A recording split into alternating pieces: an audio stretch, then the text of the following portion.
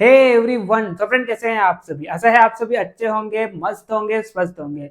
So guys, जैसे कि आप सभी को पता है, कल एमपी आईएएस काउंसलिंग का फर्स्ट राउंड का रिजल्ट आउट हो गया है। कई सारे स्टूडेंट्स को कॉलेज अलॉट हो भी गया है। जिनको कॉलेज अलॉट हो गया है उनको मेनी मेनी कांग्रेचुलेशंस। ठीक है, जिनको कॉलेज अलॉट नहीं हुआ है आप भी निराश मत होइए, अभी फर्दर राउंड्स बाकी है, तो उनमें आप सभी को कॉलेज अलॉट हो जाएगा। ठीक है, नाउ यहाँ पर कई सारे स्टूडेंट्स के मन में सवाल है जिनको कॉलेज अलॉट हो गया है। ठीक है, कि हमें एडमिशन कैसे लेना है, और अगर मान लो हमें अपग्रेडेशन करना है तो हम कैसे अपग्रेड कर सकते हैं। ठीक है, तो हम डिटेल में आज बात करेंगे कि कैसे आपको अपग्रेडेशन का प्रोसेस करना है। ठीक है, तो चलिए टाइम को ज्यादा वेस्ट न करते हुए हम वीडियो को स्टार्ट करते हैं। लास्ट में मैं आपको बताऊंगा कि एडमिशन के लिए कौन कौन से डॉक्यूमेंट्स की रिक्वायरमेंट है, तो उस पर भी हम चर्चा करेंगे। ठीक, तो चलिए टाइम को ज्यादा वेस्ट न करते हुए हम वीडियो को स्टार्ट करते हैं।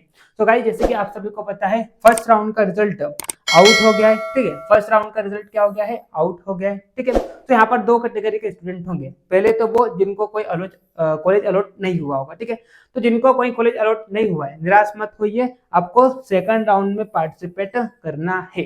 ठीक, अब दूसरे कैटेगरी के वो स्टूडेंट है जिनको कॉलेज अलॉट हो गया है। ठीक है, तो यहाँ पर जिनको कॉलेज अलॉट हो गया है और जो भी कॉलेज अलॉट हुआ है, अगर वो स्टूडेंट कॉलेज में क्या करना चाहता है, एडमिशन लेना चाहता है, यानी को सेटिस्फाइड है उस कॉलेज से, जो भी उसको कॉलेज अलॉट हुआ है, तो आपको क्या करना है, एमपी आईएएस काउंसलिंग की वेबसाइट पर जाना है। वहां पर आपको लॉगिन करना है, आपकी रोल नंबर और आपका जो पासवर्ड है ना, आपको लॉगिन करना है आपकी प्रोफाइल में। ठीक है, फिर वहां पर आपको ऑप्शन मिलेगा डाउनलोड अलॉटमेंट लेटर। ठीक, तो आप जैसे डाउनलोड अलॉटमेंट लेटर पर क्लिक करेंगे, वहां पर आपको दो ऑप्शन दिखाई देंगे। एक तो आपको सेटिस्फाइड का ऑप्शन दिखाई देगा, दूसरा आपको अपग्रेडेशन का ऑप्शन दिखाई देगा। ठीक है, तो जो भी स्टूडेंट एडमिशन लेना चाहता है, यानी कि वो सेटिस्फाइड है, तो आपको क्या करना है, सेटिस्फाइड का ऑप्शन चूज करना है। ठीक है, अलॉटमेंट लेटर को आपको डाउनलोड करना है, और कॉलेज की जो भी फीस है और सारे डॉक्यूमेंट्स मैं आपको आगे वीडियो में बता दूंगा कि आपको कौन कौन से डॉक्यूमेंट्स एडमिशन के दौरान ले जाना है। ठीक है, तो सारे डॉक्यूमेंट्स, जो भी कॉलेज की फी है, जितने भी norms and rules and regulations है, सारी चीजों को फॉलो करते हुए आपको क्या करना है, अलॉटमेंट लेटर के साथ कॉलेज में जाना है, एडमिशन लेना है। आप नेक्स्ट राउंड के लिए क्या हो जाएंगे, फिर इन एलिजिबल हो जाएंगे अगर आप एडमिशन ले लेते हैं तो। ठीक है, अब दूसरे कैटेगरी के वो स्टूडेंट होंगे जिनको कॉलेज अलॉट हुआ है लेकिन वो सेटिस्फाइड नहीं है उस कॉलेज से। उनको लगता है कि मेरे को इससे बेहतर कॉलेज मिल सकता है। ठीक है, या मेरे को फर्स्ट राउंड में जो मैं चाहता था वो कॉलेज नहीं मिला, तो वो क्या कर सकता है, वो अपग्रेडेशन का ऑप्शन चूज कर सकता है। तो कैसे चूज कर सकता है, तो आपको क्या करना है, एमपी आईएएस काउंसलिंग की वेबसाइट पर जाना है, आपको आपकी प्रोफाइल में लॉगिन करना है, डाउनलोड अलॉटमेंट लेटर का ऑप्शन मिलेगा। तो जैसे कि मैंने आपको बोला था, वहां पर आपको दो ऑप्शन मिलेंगे, एक तो सेटिस्फाइड, दूसरा अपग्रेडेशन। तो जो स्टूडेंट अपग्रेडेशन करना चाहता है उसको अपग्रेडेशन पर क्लिक करना है, जो सेटिस्फाइड करना लाइक की जो एडमिशन लेना चाहता है उसको सेटिस्फाइड पर क्लिक करना है। ठीक है, तो जो अपग्रेडेशन करना चाहता है वो क्या करेगा, अपग्रेडेशन पर क्लिक करेगा, तो आप क्या हो जाएंगे, सेकंड राउंड में पार्टिसिपेट करने के लिए एलिजिबल हो जाएंगे। अपग्रेडेशन का प्रोसेस ऑनलाइन ही होता है, आपको कॉलेज जाने की जरूरत नहीं है। कई सारे स्टूडेंट्स को डाउट है कि सर हमें अपग्रेडेशन के लिए कॉलेज में जाना पड़ता है, जो भी हमको कॉलेज अलॉट हुआ है। नहीं, अपग्रेडेशन का प्रोसेस जो होता है वो कैसा होता है, ऑनलाइन होता है। जिसने सेटिस्फाइड का ऑप्शन चूज किया उसको बकायदा एडमिशन लेने के लिए कॉलेज में जाना है, लेकिन जिसने अपग्रेडेशन का ऑप्शन चूज किया है उसे कॉलेज में नहीं जाना है। अपग्रेडेशन का प्रोसेस जो होता है वो ऑनलाइन ही होता है। आप जैसे ही अपग्रेडेशन के ऑप्शन पर क्लिक करेंगे, आप नेक्स्ट राउंड के लिए क्या हो जाएंगे, एलिजिबल हो जाएंगे। अब कई सारे स्टूडेंट ऐसे भी होते हैं जो क्या करते हैं, सेटिस्फाइड के ऑप्शन को तो चूज कर देते हैं, लेकिन बाद में उनके दिमाग में अकल आती है, यानी कि बाद में उनके दिमाग में ये ख्याल आता है कि यार मेरे को इस कॉलेज में एडमिशन नहीं लेना है, लेकिन मैंने सर्टिफाइड का ऑप्शन तो चूज कर दिया, अब मैं क्या करूं। तो आपको क्या करना है, आपको कॉलेज में रिपोर्ट ही नहीं करना है। ठीक है, आप सेकंड राउंड के लिए एलिजिबल हो जाएंगे, लेकिन जो आपको फर्स्ट राउंड में सीट अलॉट हुई थी वो आपकी चली जाएगी, है ना। अगर आप सर्टिफाइड का ऑप्शन चूज कर लेते हैं, कॉलेज में रिपोर्ट नहीं करते हैं, सेकंड राउंड के लिए तो एलिजिबल रहेंगे, लेकिन ये सीट आपकी चली जाएगी जो आपको फर्स्ट में अलॉट हुई है। ठीक है, और जिन्होंने अपग्रेडेशन दिया है तो वो सेकंड राउंड के लिए एलिजिबल रहेगा। ठीक है, अगर मान लो सेकंड राउंड में आपका कॉलेज अपग्रेड नहीं होता है, तो आपको जो पहले राउंड में कॉलेज अलॉट हुआ था वही आपको क्या हो जाएगा, अलॉट हो जाएगा। यानी कि अपग्रेडेशन आप देते हैं तो इसमें क्या होता है, आपकी फर्स्ट राउंड की सीट क्या होती है, सेफ रहती है। अगर आपको सेकंड राउंड में कॉलेज अपग्रेड होना है तो हो जाएगा, वरना यही कॉलेज आपको अलॉट हो जाएगा। ठीक है, तो मैंने यहाँ पर क्या बोला, पहले तो वो कैटेगरी के होंगे जो एडमिशन लेंगे, तो उनको सेटिस्फाइड का ऑप्शन चूज करना है, कॉलेज में जाना है, एडमिशन लेना है। दूसरे कैटेगरी के वो होंगे जो अपग्रेडेशन करना चाहते हैं, तो आपको अपग्रेडेशन का ऑप्शन चूज करना है, ऑनलाइन प्रोसेस होता है, कॉलेज में जाने की रिक्वायरमेंट नहीं है, आप सेकंड राउंड के लिए एलिजिबल हो जाएंगे। जो स्टूडेंट क्या करते हैं, और यहाँ पर क्या होगा, आपकी सीट फर्स्ट राउंड की सेफ होगी। अगर सेकंड राउंड में अपग्रेड होना है तो हो जाएगा, वरना आपको जो फर्स्ट राउंड का कॉलेज था वही आपको वापस अलॉट हो जाएगा।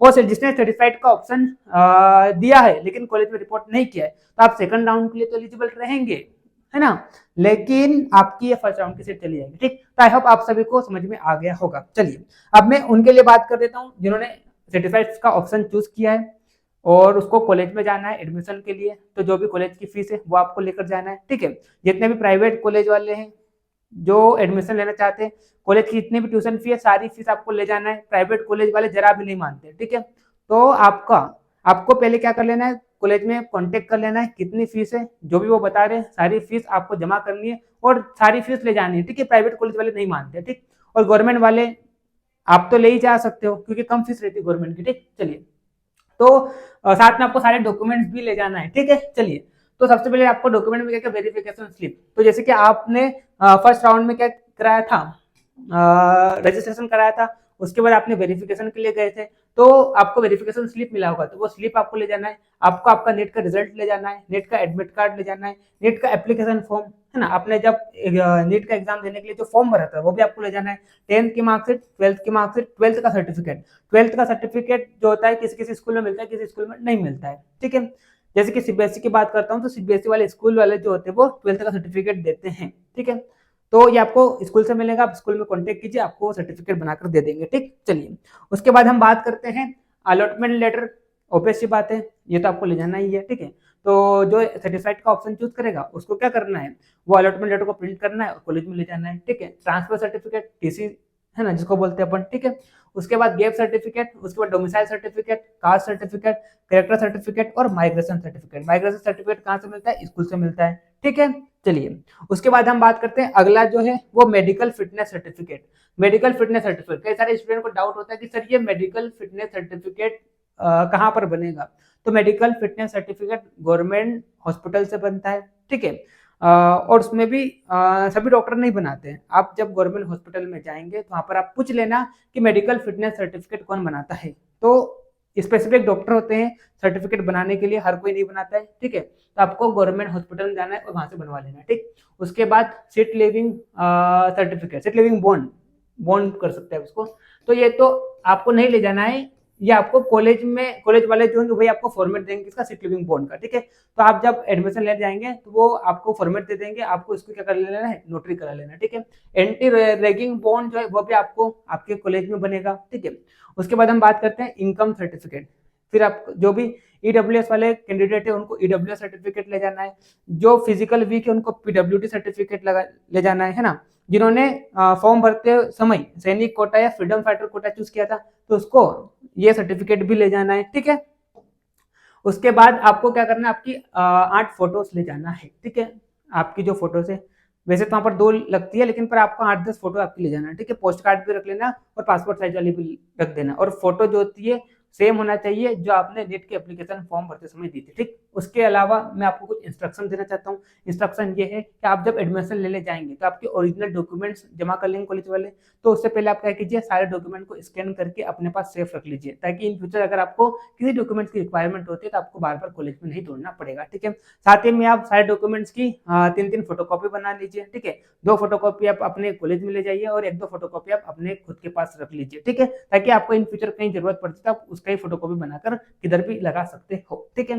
बाकी तो मैंने सारी चीजें आपको बताई दी है ना। फीस के बारे में आप एक बार कॉलेज में कॉन्टेक्ट कर लेना। ठीक है, कॉलेज वालों से पूछ लेना कितनी फीस है आपके यहाँ पर, और जो भी फीस है आपको सारी फीस वहाँ पर ले जाना है।